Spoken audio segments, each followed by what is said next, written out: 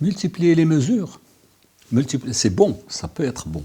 Mais tant qu'on n'a pas compris la nature profonde des problèmes structurels, on ne peut pas y aller. Sa Majesté a pointé un. Moi, je me contenterai de parler de deux. Il en a pointé un. Il a dit, la seule fois où il a utilisé le mot rupture, c'était avec Rey, l'économie de rente. Moi, j'ajouterais autre chose. Dans la société marocaine du XIXe siècle, le système s'est perverti de telle sorte qu'il était devenu une société basée sur la prédation. C'est-à-dire que les gens, les puissants, étaient à la fois des puissants politiques, mais des puissants économiques. C'était des prédateurs. Donc, si on veut sortir de ce modèle qui conduit à la mort, il faudrait se pencher un peu sur la prédation. Est-ce qu'elle n'a pas pris d'autres formes aujourd'hui? C'est ça les vraies questions. Et si on veut y aller, franchement, parce que, comme nous le montre l'expérience un peu partout autour de nous, les sociétés qui nous ressemblaient un peu au XIXe siècle, mais qui sont arrivées à faire le bond en avant, qui sont sorties, les sociétés asiatiques, notamment la japonaise, et puis après la coréenne et la chinoise, etc., ce sont des sociétés qui ont su faire des ruptures.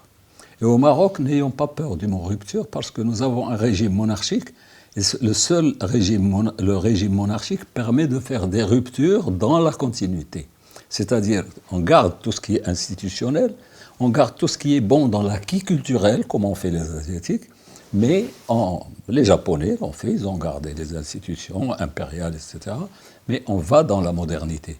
Il ne faut pas oublier que l'Europe a été conduite par un régime, l'une des plus vieilles monarchies d'Europe, qui a conduit toutes les grandes révolutions économiques et sociales et institutionnelles qu'a connues le monde moderne. Donc, il ne faut pas avoir peur de ce mot rupture. Nous avons la chance, nous, d'avoir réglé les questions de légitimité, de la forme du pouvoir, et cette légitimité nous permet ça. Parce que le pouvoir royal, et là, il ne faut pas être naïf, parce qu'on va débattre et tout le monde va dire oui, un nouveau modèle de développement, mais c'est pour occulter l'origine des disparités, l'origine des inégalités. Parce que dans ce mauvais modèle que nous pointons aujourd'hui, il y a des gens qui sont heureux, il y a des gens qui sont prospères, il y a des gens qui ont multiplié leur fortune par 5, par 10, etc., dans ce Maroc, ne serait-ce que depuis les 20 dernières années. Alors dans ce Maroc-là, les gens font du politiquement correct, mais en fait, il y a des intérêts contradictoires. Et le régime monarchique permet les arbitrages régulateurs pour limiter la contradiction des intérêts. Donc pour moi, la réflexion doit être une réflexion globale. Et si vous voulez que je vous donne une proposition pour faire comme tout le monde, pour rester fidèle à l'émission, si on n'a pas perdu trop de temps, je prends la question de la jeunesse. Aujourd'hui, l'un des grands problèmes du Maroc, c'est le problème, comme des pays qui lui ressemblent historiquement, démographiquement, le problème de notre jeunesse. Nous comptons au moins 5 millions de Marocains qu'on appelle les NEET, ceux qui ne sont ni au travail, ni à l'école, qui ne font rien. On ne sait pas ce que 5 millions. Et chaque année, ça augmente.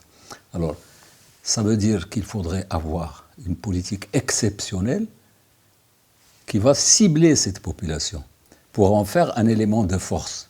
Et pour ça, il y a plusieurs idées à faire. Je donne une ou deux idées. Par exemple, les communes peuvent investir dans des espaces qu'on appelle de coworking, c'est-à-dire aménager des espaces, les équiper en ordinateur, en informatique, en téléphone, en conseil comptable, en tout, et louer ces locaux à des jeunes qui sont porteurs de projets. Ça, on avait fait une seule chose à la Technopark de Casablanca, mais on a manqué de souffle. Ça devrait être généralisé, c'est-à-dire les jeunes qui sont porteurs de projets vont avoir un espace dédié et pouvoir travailler. Faire un effort pour la jeunesse, il y a ça. Il y a peut-être la possibilité de rompre avec le système d'autorisation. quand on est porteur d'une idée, on veut investir, il faut toujours aller, ou créer une entreprise, il faut toujours aller chez l'administration chercher. Alors qu'aujourd'hui, la technologie, le numérique permettent d'avoir dans les sites, dans les différents sites des administrations appropriées, les nomenclatures différentes, des différentes formes de métiers, etc. Et celui qui veut faire quelque chose, on passe de l'autorisation à la déclaration. Il n'a qu'à sortir ses papiers, faire la déclaration, il va se conformer aux règles qui sont prescrites. La nomenclature doit être connue, il va s'y conformer et le contrôle se fera a posteriori. Il y a beaucoup de choses, mais il faudrait qu'il y ait une volonté. Or, la volonté n'existe pas. Pourquoi ? Parce qu'en ce moment, nous vivons en même temps une phase où nous essayons de construire un système démocratique. Et le système démocratique, il est animé par des acteurs qui sont les partis politiques et des hommes politiques. Or, les partis politiques et les hommes politiques ont perverti ce système et les partis sont devenus des sortes d'ascenseurs de promotion sociale. Les élections, c'est un ascenseur social.